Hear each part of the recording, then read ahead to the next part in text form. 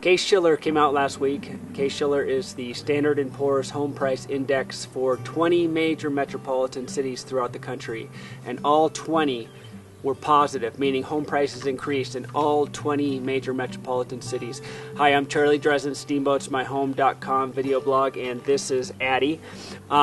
Anyways, when home prices rise across the country, we go from a buyer's market to a seller's market. But what's going on here in Steamboat Springs? Well, let's take a look at absorption rate. Absorption rate is a good indicator on whether we are a buyer's market or a seller's market, and I think Steamboat typically lags behind the rest of the country, and you'll see that's the case. Certain parts of Steamboat, we are now a seller's market, and still other parts we're lagging behind, and it's still a buyer's market. So let's take a closer look. Absorption rate is the rate at which available homes are sold in a specific real estate market during a given time period.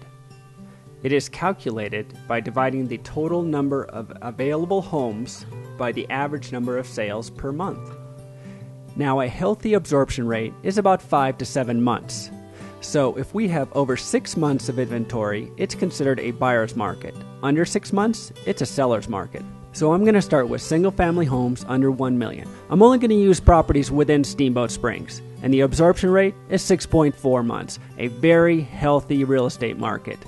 Next, we're going to look at townhomes under $1 million. Again, just using properties within Steamboat Springs.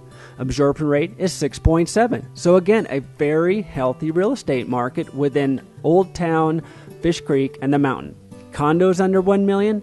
Again, just using Steamboat Springs properties, 11.9. So obviously, it's still a buyer's market for condominiums in Steamboat Springs. Now I'm going to look at properties over $1 million. Again, just using Steamboat Springs. For single-family homes, we have 26 months of inventory. Townhomes, 27 months. And condos, 23 months of inventory. So obviously, for properties over $1 million within Steamboat, it's still a buyer's market. Now I'm going to look at single-family homes under $1 million outside of Steamboat. We have 20 months of inventory. So like I've been saying, it's definitely still a buyer's market for properties under $1 million outside of Steamboat Springs. So single-family homes over $1 million outside of Steamboat Springs. 53 months, over 4 years worth of inventories for those homes down south, up north. So obviously, it's still a buyer's market for homes over $1 million outside of Steamboat Springs.